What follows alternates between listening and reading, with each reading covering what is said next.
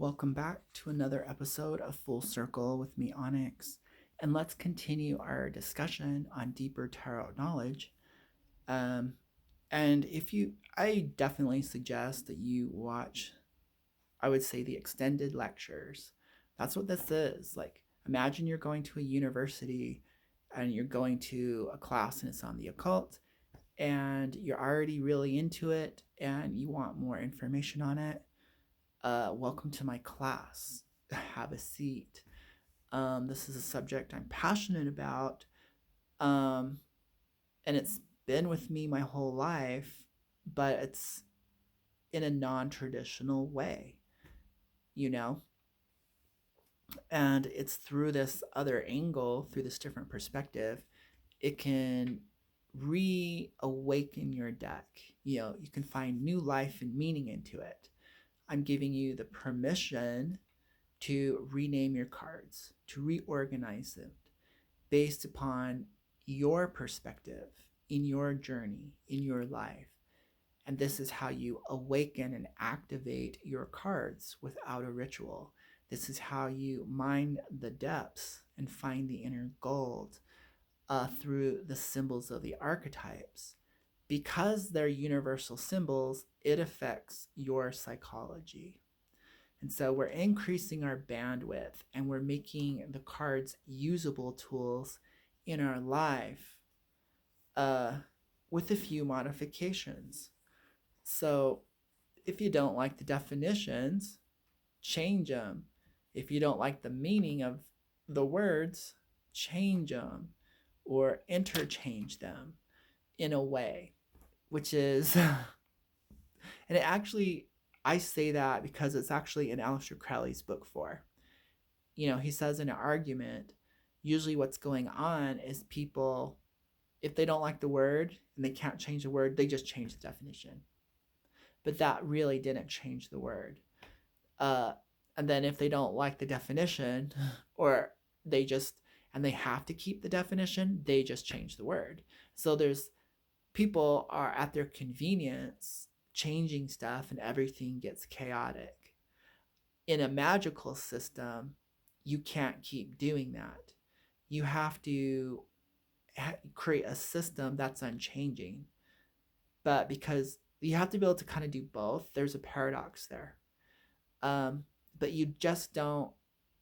For an example, if you use your magical dagger for banishing and cord cutting and removing of things, cutting off things that you do not want, so it's traditionally used for cutting. That is the symbol of a knife. That is the symbol of a magical dagger. If you start using it for another meaning or a different function, you mess up your neural network. You mess up the symbol, and then your results are chaos. Your results are unpredictable, misfortune, big oopses, and it's because you don't have enough. You don't commit to the meaning of a word. You don't commit to a definition. So and so you're losing clarity, you're losing commands. It's like teaching a dog one set of commands and then on a whim changing it. How confusing is that, to change the routine, to change the commands? That brain can't adjust. And so then you get confusion, then you get bad behavior, and really it's all your fault. So we're we're finding a richer meaning. We're finding rich words that encapsulate truly what these cards are for you. And so I'm saying don't exactly copy me, but use that as a launch pad, as a permission slip to bring the cards alive for you, to extract richer meaning, to understand how your psychology, how your neurology even works, and how the book of your life works. So let's continue. And let's jump in with the Fool card. The Fool card, I think, is the most clear card in the Rider-Waite system. It's the most, in my mind, the cleanest card. There's just a person in a brightly colored tunic out on an adventures, and in my mind, it kind of represents the pure nature, who you actually are before you started questioning life, who you are before you started following other people's rules, laws, interests, agendas. Like it was just you before you would even consider right and wrong, good or bad. Am I doing the right thing?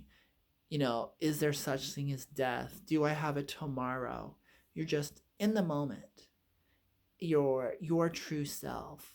And so I actually feel like the Fool card is the reminder of who you actually are. And from these other perspectives, we might label and judge it as foolishness. How dare you be spontaneous? Share your real feelings, share your real thoughts. You know, how dare you just be? You should be working towards this and that, and you should acquire this and that. And everything you do should be a statement about who you are, what you've achieved, where you're going, you know? And the Fool card kind of just is here I am. And so I think that's really the truest expression. And you notice with the Fool card, it's not like the Sun card. Out, bold, ta-da, a performance, you know. It's not as polarized. I think it's a very balanced card. With that balance comes neutrality. With neutrality and balance comes clarity.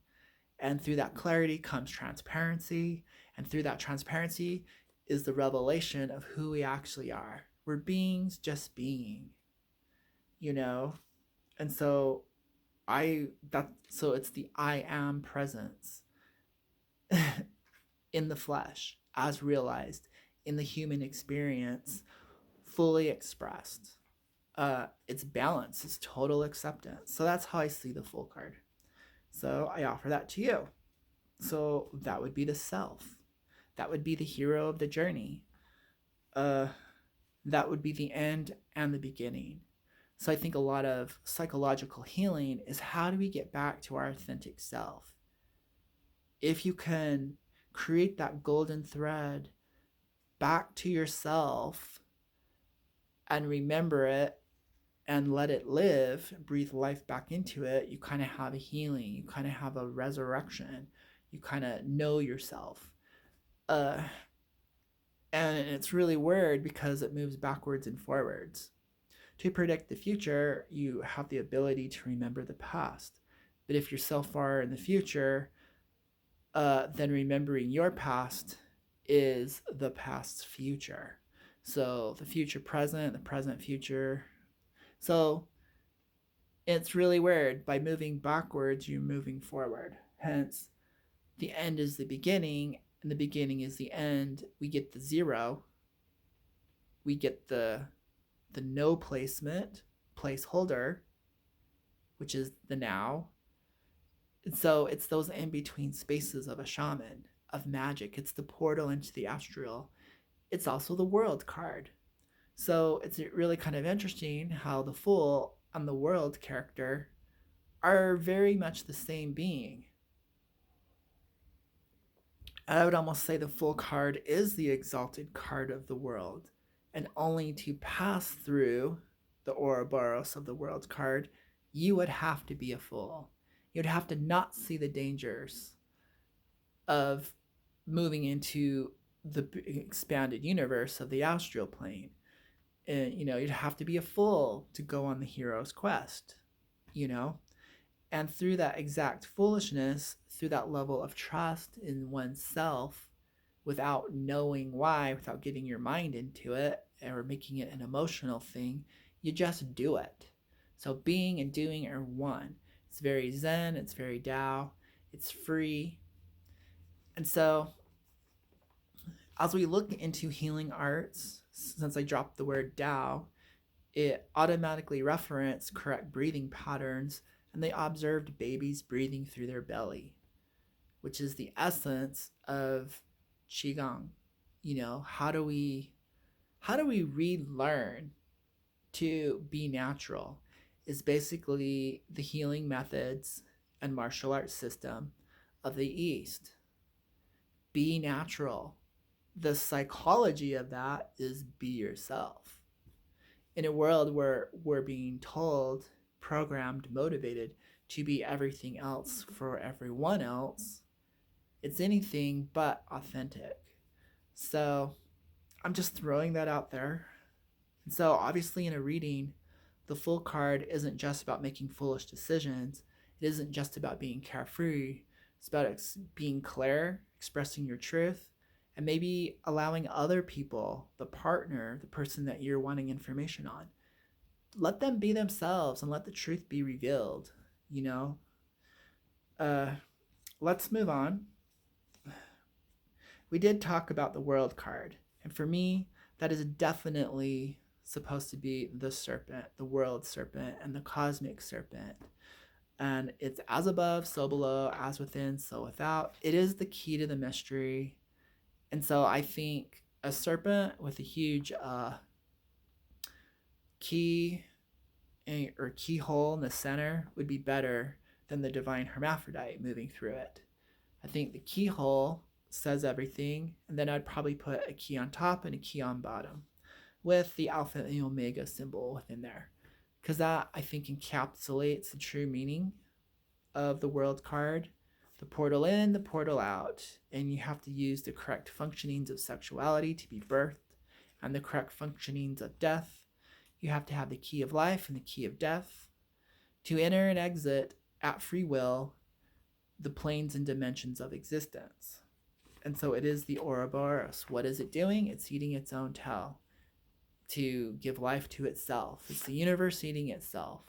It's the material world and all its resources eating itself. And all we do is repattern those things into new expressions. Energy doesn't die, it just transforms, which is the hallmark of understanding metaphysics and magic, and is the key to unlocking multidimensionality. Now so-called science and physics, quantum physics.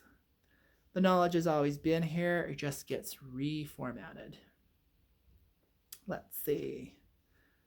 The Emperor card gets always, from a feminist point of view, is seen as a tyrannical, overpowering force, a dominated, patriarchal, big negative. You know, the bully of the tarot deck. You know, the enforcer, the high chair tyrant. And really, I don't really think that's what it is. The Empress and the Emperor are the exalted forms of the kings and the queens. And to be exalted, you're in your higher form. You're in wisdom, you're in love, you're in power. And hence, you rule. You're the king of kings, you're the queen of queens. This is like demigod status, the true nature of the ruling pharaoh.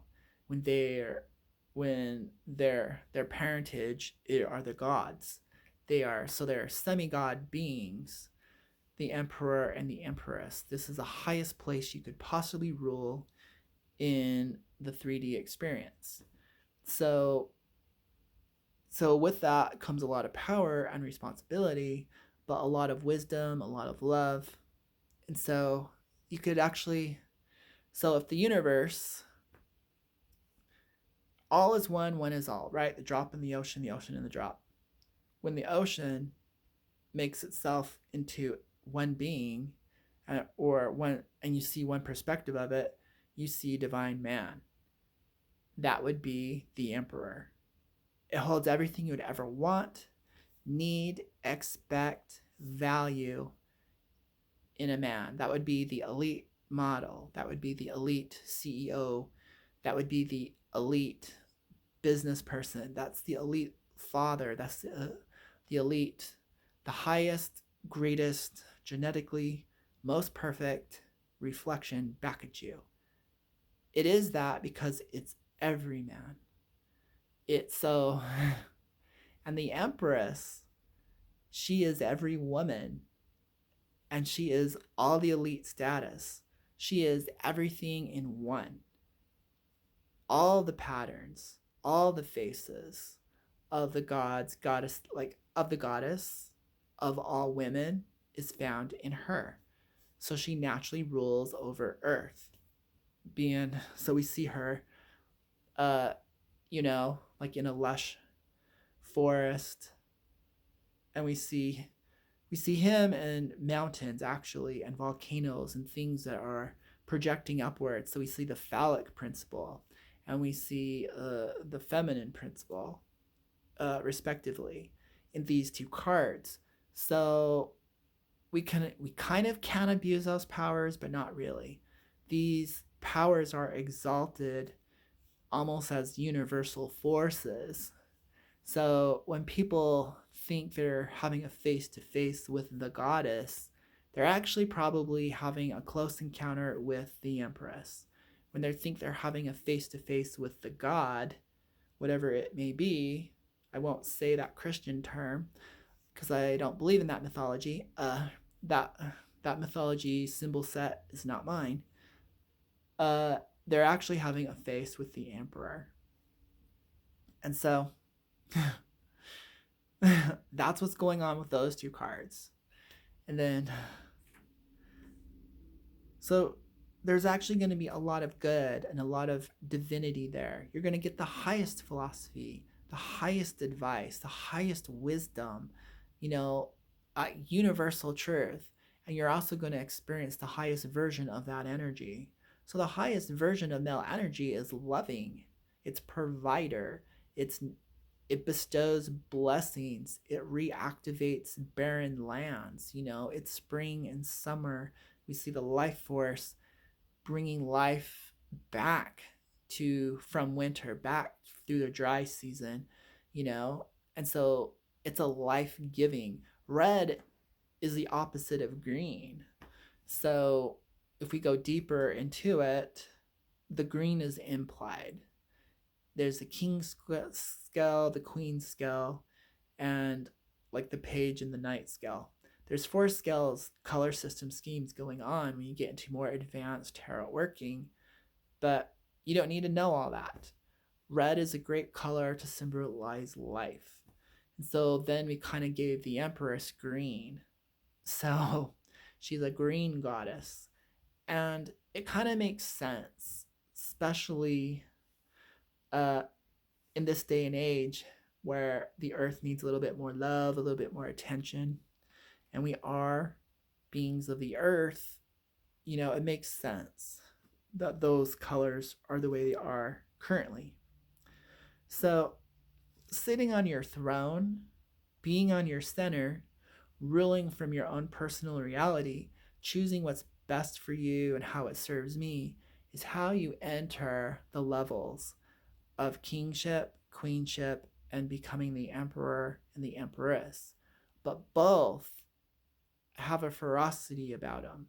Both of them have the power of generals. Both of them were taught by the finest schools. They had privilege. Kings, people being groomed to be a king and an emperor, go through the most harsh and advanced and privileged systems to rule nations. So by birthright, you're already very keen. By birthright, you're compassionate and all inclusive, and you have a very broad view of the world, and you have the intelligence to back it up. So you got to imagine that with being true to these type of characters to get a true reading. So obviously when it comes up into a relationship reading, are you embodying the divine feminine? Are you embodying the divine masculine? So if these two cards aren't present, you might be having a lower worldly experience. Are you having a knight, a doing, call to action, rescuer hero relationship? Is it new love, immature with pages, immature, naive, love stricken, romanticism? Is it a call of duty? What's best for my kids? What's best for our family? Kings, queens? Are you serving the greater good? Are you balancing heaven and earth, emperor and empress? So inherited wisdom, tapping into the genetic memory, The highest, most grand is what you're getting with the Emperor and the Empress. But that energy needs to, so we get a little bit polarized in those cards, where the Empress looks like someone you could approach, and the Emperor looks like someone you can't. They're very bipolar.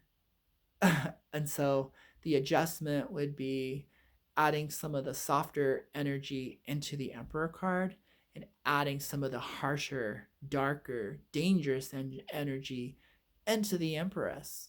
When you're that powerful, could you imagine the anger? Could you imagine the offense?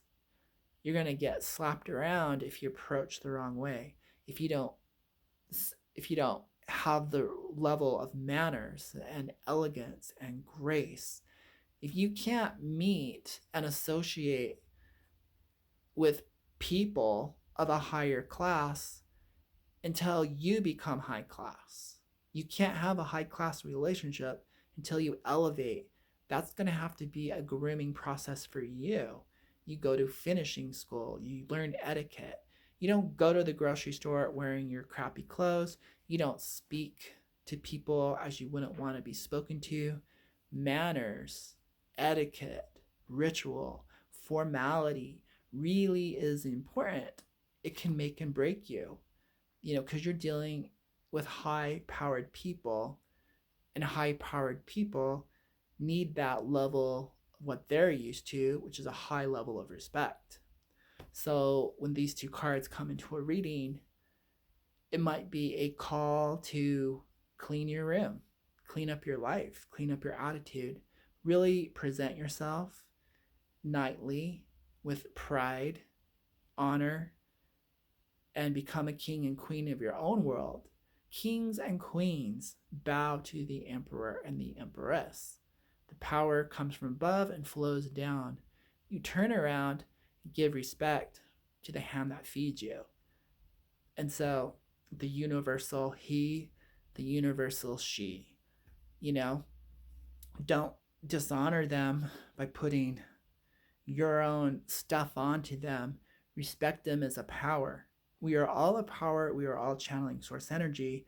Some of us have true callings and are very aligned. Some of us are natural, better containers for these forces. Give respect where respect is due. A lot of the conflict happens because we're not allowing the right people to rule, who actually have the divine birthright, whose crown chakras are open, whose hearts are open, whose third eyes are open. We're rewarding ambitious people with big egos, or lots of resources, but that doesn't really translate into good leadership, So that was kind of the lecture, but it's relevant because we're bringing the cards to life. I think I want to just kind of wrap it all up. I think we've really gone through a lot. Maybe there are a few cards that really didn't get a lot of representation, like the Hangman card. I definitely see as trickster energy nowadays. It used to be a humiliation card, being hung on a tree outside of town for people walking in and out to see. You're being punished, and the punishment process was humiliation and possible death. We get reference to hanging on a cross. But I look at it as now seeing things from other perspectives, inside out, upside down, playful ways, humiliating ways. And don't discount your foolish behavior. Don't discount your backwards thinking, the paradox of life, learning through your mistakes, seeing the path of mastery, a path of making every mistake so you know how not to. So that's really kind of how I look at that one. But I would definitely probably rename that one Paradox. And so it's a call to balance. Obviously, in a reading, you might be seeing things one way, being fueled by your expectations, wants, and needs, and you're failing to see other perspectives that could get you to the place where you want to be faster. kind of outside the realm of your possibilities. The Justice card I really see as discernment and decision making, and you're caught at a crossroads. So once again, there's a paradox going on, but this one is an either or situation. What do you choose? Do you choose one or the other, or do you expand your awareness? Do you see how they both are the same? Like, so I feel like that could be a time for pause, a time to really reflect, and then try to broaden the scope, try to see the question and the answer and the question, the right and the wrong. Like, see how duality is kind of an illusion, and then the best choice would present itself to you. Let's see. The Hierophant, I really see as the Matrix. I see it as the package system that you should all follow. So I see it morality, dogma, media, outside influences, influencers, social media influencers. I see it as all the commercials, everyone wanting you to buy their product. That's what I see the Hierophant as. So I might rename it, dogma or social media, or or just the Matrix, the god of the Matrix.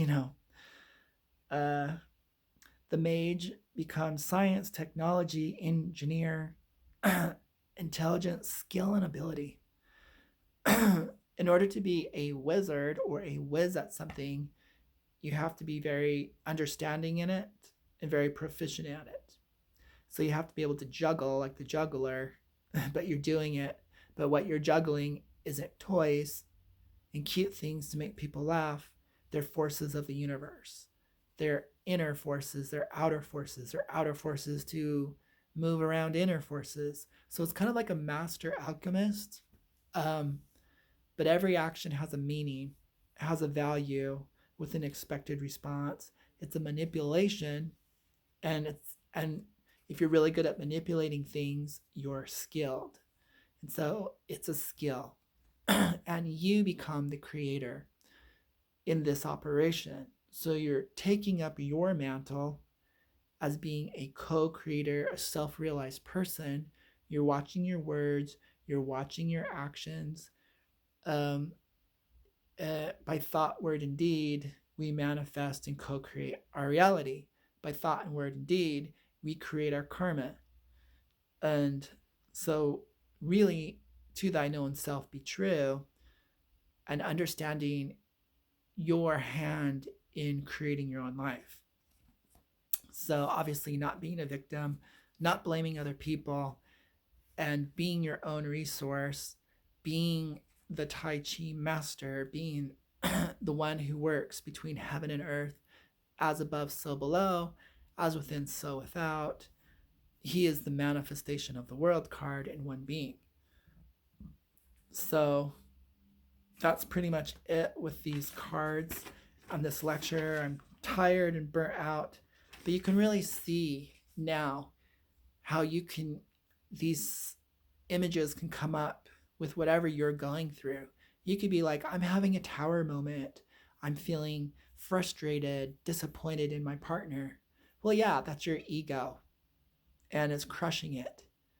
And it's going to be a death rebirth situation. It's going to be the death of outdated programming, zombie influence, and it's going to be the rebirth of something true, an updated version, Or you could be like, I really can't make up my mind, because I won't choose, or you're so bent on one door.